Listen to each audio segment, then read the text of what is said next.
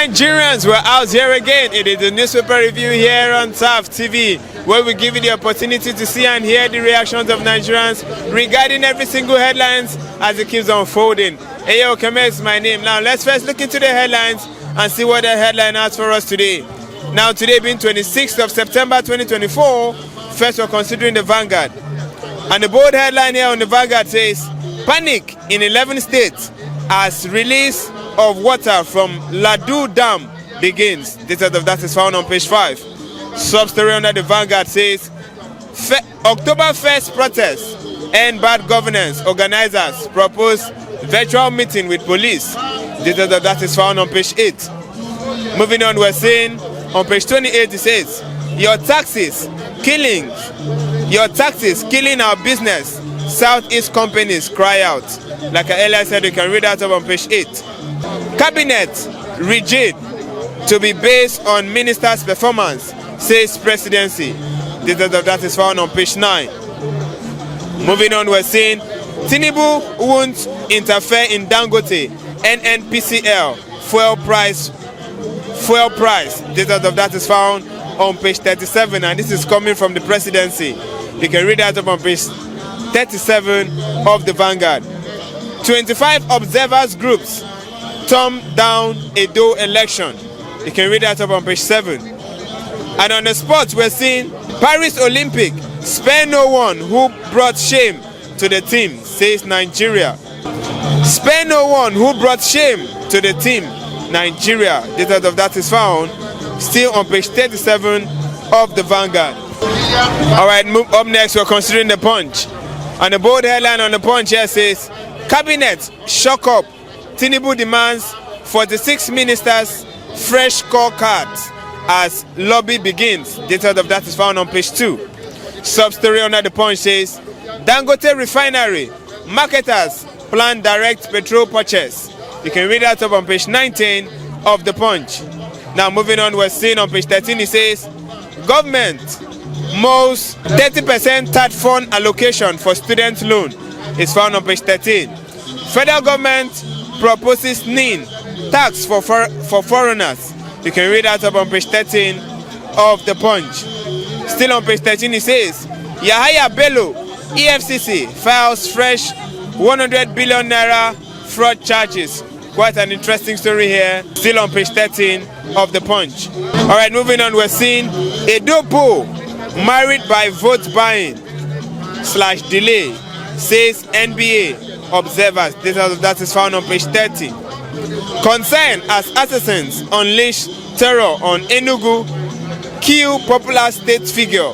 You can read that up. Quite a sad story here on page 3 of the Punch. Alright, lastly for today we're considering the Daily Sun. And the sub-story under the Daily Sun says, ABGA plans to suspend Soludo orders over anti-party activities. Alright, moving on, we're seeing on the front page it says, fresh crisis looms in public varsities.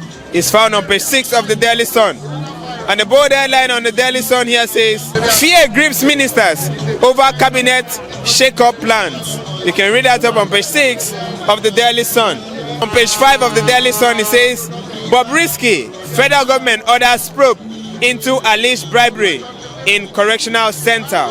Details of that is found on page 5. Alright, that's all we'll be taking regarding the headlines that are making round this very day. Remember, you also can be part of this show. Why not slide into our comment sections and show your reactions? Now let's into the streets and hear the reactions of Nigerians. Do well to stay tuned. Welcome, sir. Okay, it's good to have you around. Yes, thank you. Now, quickly on the leadership, I'm seeing it says on page 4, it says blame Buhari for current economic hardship.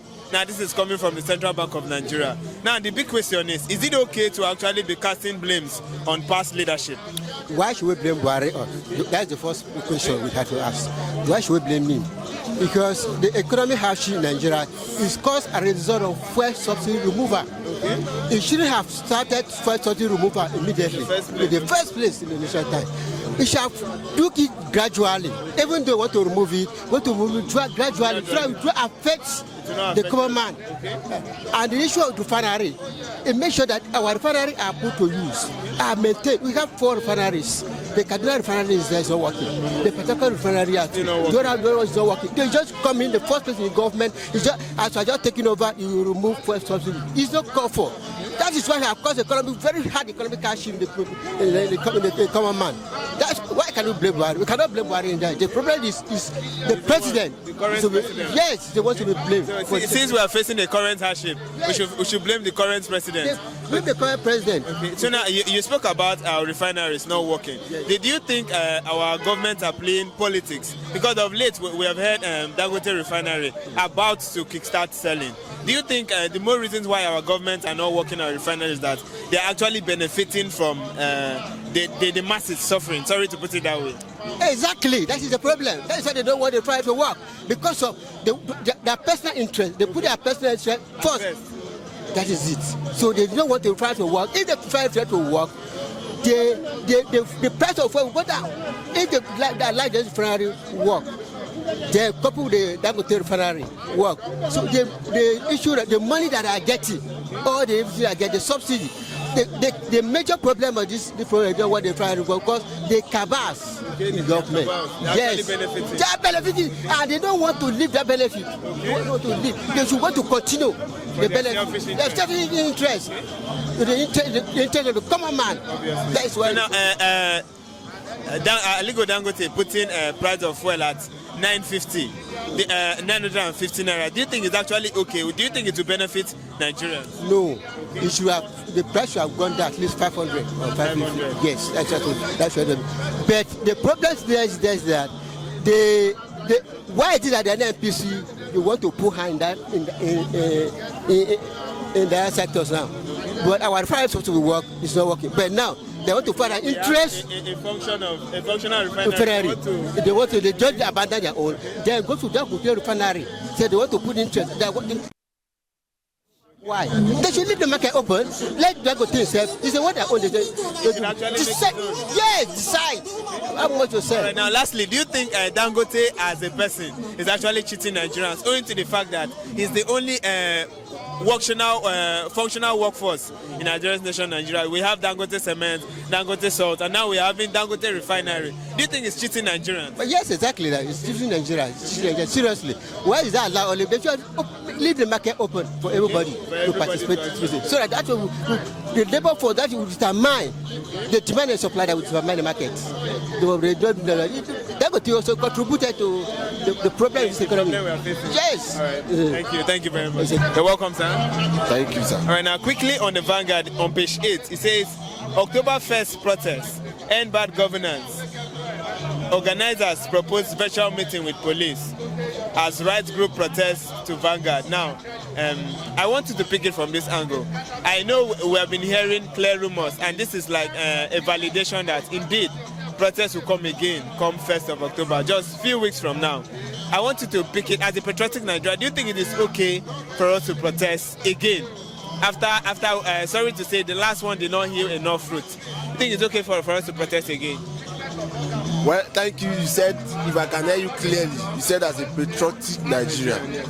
Well, as a Democrat, I feel the protest is never a crime. It is our constitutional right to protest, to show our grievances against bad policies, bad governance, or policies of government that is not favorable to citizens.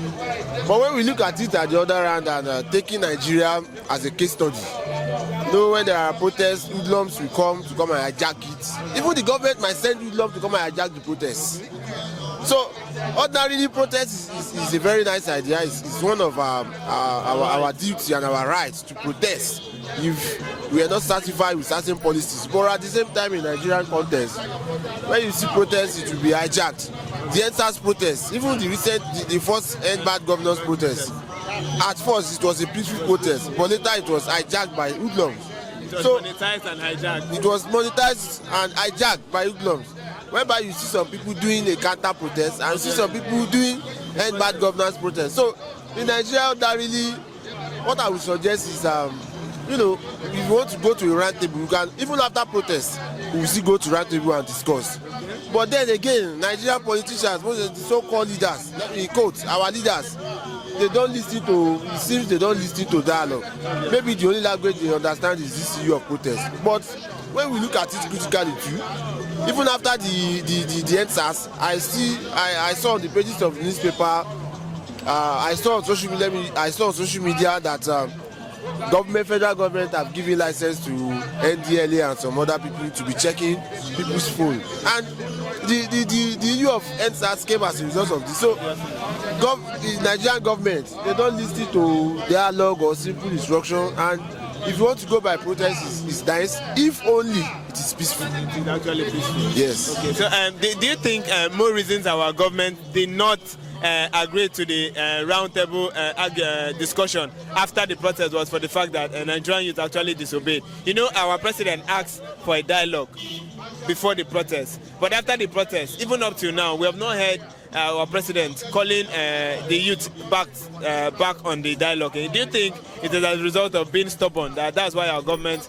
are not responding? No, it's not as a result of that. Even the Endbadgovernace protest, it's a protest which personally I believe we should have a leadership structure. Okay. Who are those leading this protest? Every protest should have a leader. Obviously. Because if there's no leader, the protest will be hijacked by the hoodlums. You know, opposition parties like the PDP, the Labour Party, they should come out at this time and protest. Because I'm not a politician, but one thing during Goodluck Jonathan, Tinubu led the protest. Obviously. And he's not hiding to lead any protest. Obviously. He came out in Lagos, occupying Nigeria. He came out openly. So if there's going to be any protest, they should have a leader. The protest should have a leader. It is when we don't have a leader, then we will know who is leading the protest, we will know who we are following. But imagine a state of anarchy. In this particular protest, there's nobody leading the protest, and hoodlums can easily hijack the protest. So I will suggest that there should be a leader. Okay. And you know, talking about the dialogue from federal government, well, there have been a lot of, we don't need to dialogue. The government should do the right thing. They should do the right thing. If they do the right thing, everything will be fine. I don't think there's need to dialogue for this protest. The only dialogue they should do is do the normal thing and do the right thing. Thank you very much.